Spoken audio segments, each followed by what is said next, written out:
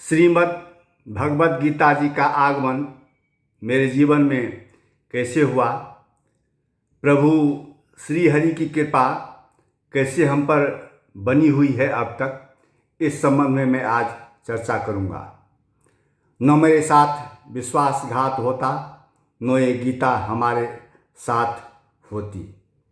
न मेरे साथ विश्वासघात होता, न ही प्रभु की कृपा हम पर बनी रहती। विश्वासघात के कारण ही आज मेरे हाथ में गीता है। विश्वासघात से संबंधित मैं 28 मई को एक पोस्ट डाला हुआ हूँ। जिनको ये जानकारी प्राप्त करनी हो कि किस तरह से विश्वासघात हुआ, किसने किया, क्यों किया, तो आप 28 तारीख का जो मेरा पोस्ट है वो आप पढ़ सकते हैं। उससे आगे की चर्चा मैं करूँगा, उसी का ये पार्ट है, दूसरा पार्ट। चूँकि पंचायत चुनाव 2006 में जब मेरे साथ विश्वासघात हुआ तो मेरा दिमाग अशांत रहने लगा, मैं दुखित रहने लगा, चिंतित रहने लगा, व्यथित रहने लगा, परेशान रहने लगा। उस समय मैं स्टेशनरी का दुकान करता था। किताब, कॉपी, कलम, चॉकलेट, बिस्कुट आदि सब रखा करते थे, दुकान करते थे। एक छोटा सा दुकान था, कटघरा बोलते हैं हम लोग, लकड़ी का था। तो उस समय 2006 में पंचायत चुनाव मई जून में शायद संपन्न हो गया था। तो जब पंचायत चुनाव संपन्न हो गया, कुछ ब्राह्मण ने जो राजनीतिक वाले थे, उसने मेरे साथ जब विश्वासघात किया, जबकि सुई की नोक के बराबर ही मेरी कोई गलती नहीं थी। मुझे विश्वास में लिया गया कि आपको उप मुखिया बनाऊंगा, आप मुझे मदद कीजिए। लेकिन हमने मदद किया, लेकिन हमको उप मुखिया बनाने से इनकार कर दिया। तो इस तरह की विश्वासघात जब हुई तो मेरा दिमाग अशांत रहने लगा, जो कुछ दुखित रहने लगा। तो मैं दुकान पर बैठा रहता था अपना चुपचाप गुमसुम। इंसान से मुझे नफरत हो गई थी। इंसान पर से हमको विश्वास उठ गया था, ख़त्म हो गया था। अभी भी विश्वास मैं किसी पर नहीं करता हूँ। हाँ, आप जो कहेंगे मैं काम कर दूंगा, खुशी खुशी, कोई दिक्कत नहीं है। मुझे ये कभी भी मैं उम्मीद नहीं रखूँगा कि आप हमें क्या रिटर्न करेंगे, नो। लेकिन अभी भी मुझे किसी पर विश्वास मानकर मैं किसी के साथ नहीं रहता हूँ और काम करता हूँ। सब ऊपर वाले की कृपा है। तो जब मैं दुकान पर रहता था तो 4-5 बजे की समय की बात है। पंचायत चुनाव 2006 मई जून के बाद जब समाप्त हो गया, उसके बाद की बात कर रहा हूँ। तो एक हमको लगता है वो प्रभु ही थे, प्रभु बनकर आए थे, प्रभु ने भेजा था। एक 10-11 साल का ब्राह्मण आया, ब्राह्मण का बच्चा ब्राह्मण आया, बोला, चाचा जी आपके पास श्री सत्यनारायण भगवान का पुस्तक है? हम कहे हाँ बाबू है। तो आप हमें देंगे? मैं आपको गीता का किताब दूंगा, आपका जो पैसा होगा मैं आपको दूंगा। तो बोला हाँ आप लाइए। वो गया दौड़ते दौड़ते, गीता का पुस्तक लाया। यही पुस्तक है, मैंने ये दूसरा है, नहीं तो नया है। उस समय इसी तरह का पुस्तक को दिया था। ये इतना मोटा है, ये इसमें एक श्लोक और कुछ अर्थ हैं उसमें लिखे हुए हैं। तो जब ये दिया, मैंने सीधा मस्तक से लगाया, हृदय से लगाया, सत्यनारायण भगवान का पुस्तक उसको दिया और जो पैसा मेरा बनता था वो पैसा लिया। बच्चा चला गया। मैं किताब उल्टाना शुरू किया। किताब पढ़ते करते, चूँकि संस्कृत उतना मुझे आता नहीं था, अभी नहीं आता है, लेकिन पढ़ते पढ़ते कुछ अभ्यास हुआ है। प्रभु की कृपा से, आप लोगों की आशीर्वाद से कुछ अभ्यास हुआ है, पढ़ लेता हूँ। अर्थ तो जान भी नहीं पाता हूँ, अर्थ तो नहीं जानता हूँ, क्योंकि संस्कृत उतना कभी पढ़ा नहीं तो उतना जान नहीं पाता, लेकिन संस्कृत पढ़ लेता हूँ। हमने आज तक जो भी किताब पढ़ा, दुर्गा सप्तशती, श्रीमद् ये भागवत भी पढ़ा हूँ, उसके बाद देवी भागवती पढ़ा हूँ, रामायण भी पढ़ा हूँ, लेकिन सबसे पढ़ने में मुझे अच्छा ये गीता माता लगती है। क्योंकि प्रभु अपने आप आकर के हमारे हाथ में दे दिए। प्रभु ने सोचा कि जब तक इसका मन इस दुनिया से, अपने लोगों से नहीं टूटेगा, तब तक ये मेरा भक्त नहीं बनेगा। और जब ये मेरा भक्त नहीं बनेगा, तब तक इसके दिमाग में गीता घुसेगा ही नहीं, गीता का उपदेश घुसेगा ही नहीं। इसीलिए विश्वासघात करवाया प्रभु ने हमारे साथ। हम भूल गए सब बात। धन्यवाद देता हूँ जो प्रभु हमारे साथ विश्वासघात करवाए। कोई भीष्म बनकर था, कोई द्रोणाचार्य, कोई कृपाचार्य, उन लोगों ने हमारे साथ विश्वासघात किया। प्रभु हमारे साथ खड़ा होगी गीता लेकर के कि ये अगर गीता नहीं पढ़ेगा तो फिर ये और लोगों को पहचानेगा कैसे? ये तो दुनिया के माया मोह में अपने जाल में फंसा रह जाएगा, फिर इसको ज्ञान कैसे होगा? देखिए, अगर प्रभु को कुछ करवाना होता है या अपना भक्त बनाना होता है या कंगाल कराना होता है तो कुछ न कुछ पहले से वो ताना बाना करते रहते हैं। इसीलिए हमारे साथ विश्वासघात हुआ, जो प्रभु की कृपा हम पर बनी और गीता माता मेरे साथ आई। नहीं तो शायद मैं जीवन में कभी भी गीता नहीं पढ़ता। अपने यहाँ क्या होता है, गीता का दो ही महत्व माना जाता है अपने यहाँ। एक, मरते वक्त उसके कान में सुनाओ, वो तो मर गया, आप क्या सुनेगा। और दूसरा ये होता है कि आप देखते हुए एकादश कर्म में एक घाट पर, जहाँ नदी के किनारे या तालाब के किनारे जहाँ कर्म होता है एकादश कर्म, वहाँ घाट पर एक गीता किताब दिया जाता है खटिया पर, एक आंगन में। बस इसके अलावा समाज में गीता का कोई महत्व नहीं है। लोग कहते अरे गीता पढ़ता है तो लोग पागल हो जाता है, भाग जाता है घर छोड़ करके, बाबाजी बन जाता है, साधु सन्यासी बन जाता है गीता पढ़ता है तो। लेकिन ये सब भ्रमित है, क्योंकि अगर गीता का उपदेश अर्जुन को नहीं मिला होता तो महाभारत नहीं होता। अर्जुन ने तो साफ मना कर दिया था, मैं गुरु को मार करके मैं ये नहीं राजपाट लूँगा, इससे अच्छा मैं भिक्षा मांग लूँगा। अगर गीता सुनाए प्रभु तभी वो युद्ध किया, नहीं तो आज भीख मांग रहा होता अर्जुन। इसीलिए गीता पढ़ना बहुत जरूरी है। गीता खोआ है खोआ, मक्खन है मक्खन। तो उसने जब किताब दिया, उस ब्राह्मण देवता ने, प्रभु श्री बनकर आए थे वो ब्राह्मण, 10,000 साल का लड़का, मैं नाम नहीं बताऊंगा, ये सीक्रेट में चाहता हूँ, रखना चाहता हूँ। हाँ, अगर मैं अभी बोलता हूँ, इस वीडियो के माध्यम से मैं कहता हूँ कि जिन वो बच्चे को विष्णु ने हमको किताब दिया, उनका अगर उनको अब याद है कि मैंने राजेश झा को किताब दिया, तो आप हमें फ़ोन करके बतावें कि मैंने ही गीता आपको दिया था। ये मैं आह्वान करना चाहता हूँ कि जिस किसी ने भी मुझे गीता दिया था वो हमको फ़ोन करके बोले कि मैंने ही आपको किताब दिया था हाथ में। इससे पहले मैं नाम नहीं बताऊंगा। मैं आज तक अपने बीवी को नहीं बताया, वो पूछते रह गई। गीता पढ़ते पढ़ते जब मैं दूसरे अध्याय के 47वें श्लोक पर गया तो मेरा दिमाग चौंक गया, अरे मैं तो ये श्लोक कहीं सुना हुआ हूँ। कर्मण्येवाधिकारस्ते मां फलेषु कदाचन मां कर्म फल हेतुर्भूर्मा ते संगोष्ठु कर्मणि। कर्म करो, फल की चिंता मत करो। कर्म करने में तुम्हारा अधिकार है, फल में तुम्हारा अधिकार नहीं है। फल देने वाला तो कोई और है।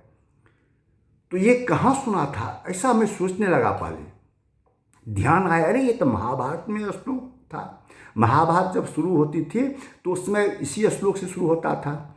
ये आर चोपड़ा जी का महाभारत, ये 88-90 की बात है।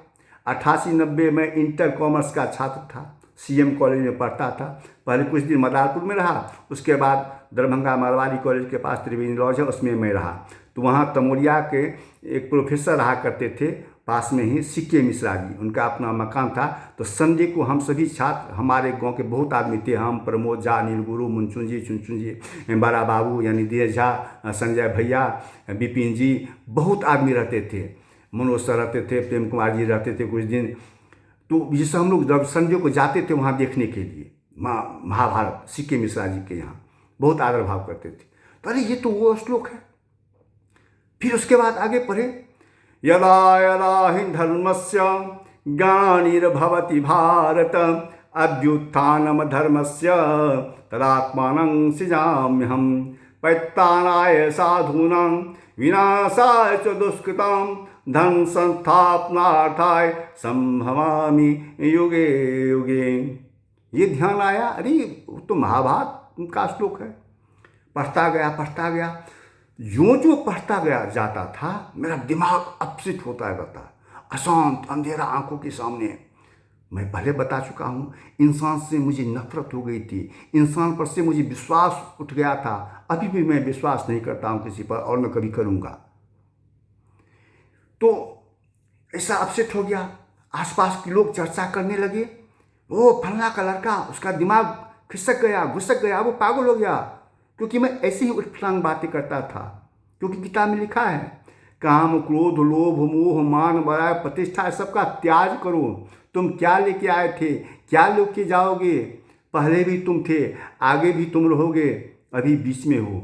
अपनी अच्छी रोल करो, ईमानदारी से रहो, सत्य बोलो। लेकिन कितने लोग सत्य बोलते हैं? अगर मैं गीता जितना पढ़ा हूँ उसके हिसाब से अगर मैं सोचता हूँ तो मुझे लगता है कि जो आजकल मनुष्य है वो करोड़ों जन्म तक फिर मनुष्य जन्म नहीं लेंगे, क्योंकि इतने कपट झूठ छल प्रपंच से भरे हुए हैं लोग कि फिर करोड़ों जन्म तक मनुष्य जन्म नहीं लेंगे। तो ये तो समस्या है। तो मैं लोग सब बोलने लगा था, अरे फलना का लड़का वो तो पागल हो गया है, वो तो उठपटांग बात करता है। मैं जानता था। अच्छा, एक बात ये भी देखिए, प्रभु कैसे लिंक जोड़ते हैं। प्रभु को था ये, अगर इसके दुनिया से मुंह नहीं टूटेगा तो ये हमारा भक्त नहीं बनेगा, और ये जब तक हमारा भक्त नहीं बनेगा तो इसको गीता का उपदेश हम कैसे दे पाएंगे। इसीलिए हमारे साथ विश्वासघात हुआ। प्रभु गीता लेकर के आए, हमें उपदेश देने लगे, और मैं सुनता गया, पढ़ता गया गीता। पर उसमें मेरी एक परदादी रहती थी, उसने देखा कि राजेश तू गीता पढ़े छ? हाँ, हम जोर जोर से पढ़ते थे गीता, ताकि अंदर का जो काल है वो निकल जाए, जो काम क्रोध लोभ मोह है वो निकल के बाहर भाग जाए, प्रभु की कृपा हम पर बनी रहे। तो वो दादी सुनी, परदादी बेचारी स्वर्ग चली गई, भगवान उनकी आत्मा को शांति दे। उनके लड़के हैं किशोर जी, मेरे पड़ोस में ही हैं। तो उनसे किताब में पढ़ने लगा, कल्याण मंगाती थी दादी। बोला राजेश किताब पढ़बाक हो तो हमरा से लो जइया पढ़िया। वो दादी चारों धाम कर चुकी थी, बहुत आज तक उनके मुंह से मैं बता दूं, मैं आज तक इससे देवी महिला नहीं देखा। आज तक उनको किसी के बारे में चुगली करते हुए नहीं सुना। दूसरे के बारे में तो बात ही नहीं करते थे, जब भी बात करते थे धर्म की बात करते थे और अच्छाई की बात करते थे। तो उनसे किताब लिया, पढ़ने लगा, और थोड़ा आत्मबल बढ़ गया। देखिए लिंक कैसे जोड़ते हैं प्रभु। मेरे मित्र हैं विनोद कुमार झा, उनके पिताजी थे श्री बालमुकुंद झा, वो भी स्वर्गीय हो चुके हैं, भगवान उनकी आत्मा को शांति दे। बोले राजेश गीता पढ़े छ? तो हाँ चाचा जी। तो हमरा लगता किताब यह प्रभुपाद जी का श्रीमद् भगवद गीता एते मोटक छे, पढ़बाक हुआ तो लो जइह। हम दौड़ते हुए गए शाम को, चाचा जी दिखाइए किताब, देखिए इतना मोटा, हृदय से लगाए, मस्तक से लगाए, प्रसन्न होकर आ गए।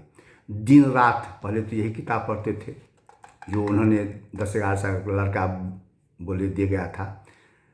अब वो किताब, उसमें तो एक श्लोक लंबा, एक पन्ना 2 पन्ना में उसका अर्थ था, और पढ़ता गया, मैं तो डूबता चला गया। जो जो मैं पढ़ता जाता था मेरा दिमाग और वो गर्म पानी की तरह खौलने लगता था, क्योंकि उसमें जितना लिखा हुआ था वो तो मैं इस धरती पर देखता ही नहीं था। काम क्रोध लोभ मोह मान बड़ाई प्रतिष्ठा किसके पास नहीं है? सबके पास है। मेरा दिमाग अशांत रहने लगा। ऐसा कहा जाता है ना कि होम्योपैथी का दवाई जो खाता है उसका रोग पहले बढ़ जाता है फिर शांत होता है, तो वही होने लगा। गीता जब मैं पढ़ने लगा तो मेरा और बढ़ता चला गया। उसके बाद मैं आया संपर्क में पंडित यशस्वी श्री भोला झा विमल जी। उनका आह्वान था कि जिनको संस्कृत पढ़ना हो, कुछ भी पढ़ना हो मेरे पास आए, मैं निःशुल्क शिक्षा दूंगा। वो शिक्षक से रिटायर हुए थे कलकापुर से, अभी भी हैं, प्रभु करते हैं उनकी लंबी उम्र दे, स्वस्थ रहें। तो किसी को हिम्मत नहीं होती थी, पता नहीं गलती होगा जो भी था लोग का भाव। तो हमको जब पढ़ने का अच्छा हुआ, हम तो संस्कृत तो आता नहीं था, लेकिन हम तो अब पढ़ना चाहते थे कि ये है, तो अब क्या करें। तो हम गए, ये प्रणाम क्या, तो हम गीता पढ़ै छियै से कनि अपने ध्यान दैतियै। हमरा इच्छा छल जे हम पढ़ैत जैतियै, अपने स्पेलिंग पर कनी ध्यान दीजिए। कहल कि हाँ क्या ने अवश्य आओ, ई तो बहुत खुशी के बात छै। हाँ सुनै छलहुँ लोक सब किछु किछु बजै छलैए, लेकिन राजेश जी लोकक बात पर ध्यान नहीं देबै, अहिना लोक बजै छै।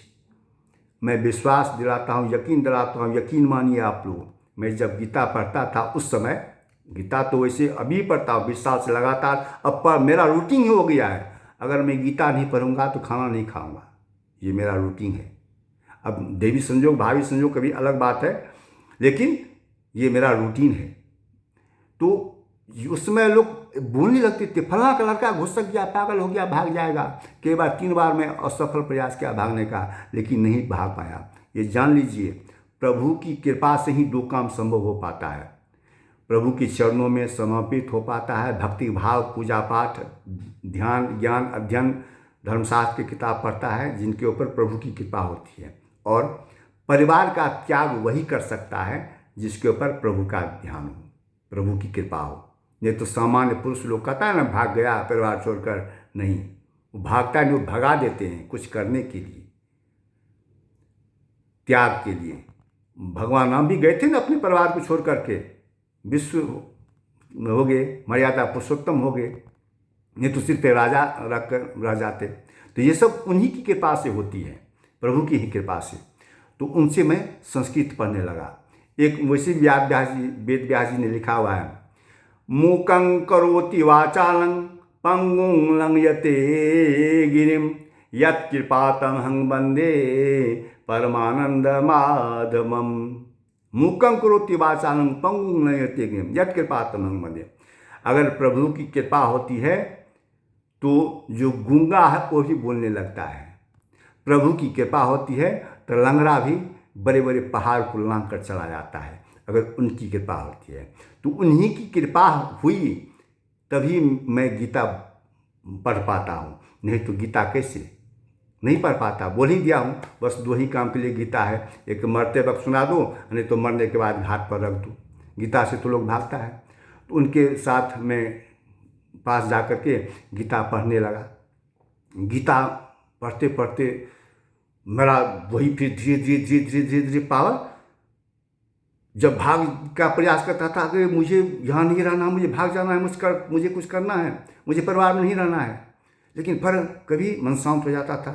उसके बाद क्या हुआ तो कल्याण का ग्राहक यानी गीता प्रेस का ग्राहक बन गया वार्षिक गीता प्रेस से। आज ये भी बता दूं कि दुनिया में एक गीता प्रेस ही किताब है जो सबसे सस्ती किताब देती है। गीता प्रेस हिंदू धर्मशास्त्र की किताब है, वो छापता है गीता प्रेस, और ये सबसे सस्ता किताब, इससे सस्ता किताब आपको इस धरती पर कहीं नहीं मिलेगा।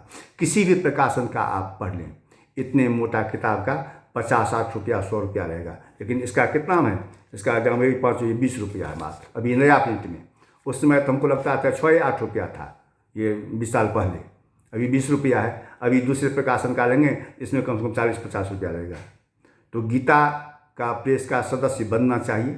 तो उस समय में गीता प्रेस का वही पंडित जी भोला बाबू आदरणीय विमल जी ने कहा कि आप इतना जब लगाव है, तो वो भी थे गीता प्रेस के सदस्य, कल्याण आता था उनके पास, तो आप बन। उस समय हमारे ना से 120-150 रुपया में सदस्यता होती थी 1 साल की, तो मैं बन गया था।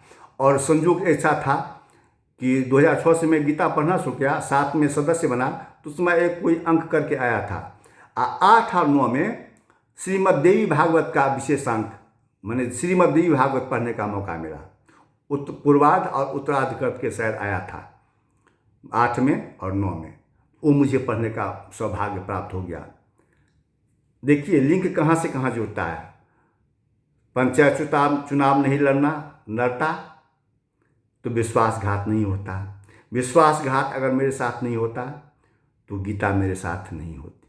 अगर मैं गीता नहीं पढ़ता हूँ तो आज मैं इतना जानकारी नहीं प्राप्त कर पाता। तो ये सब प्रभु की ही कृपा से होती है। तो मुझे वो पढ़ने का सौभाग्य प्राप्त हो गया। तो उसके बाद उसमें फिर पढ़ता ही चला गया।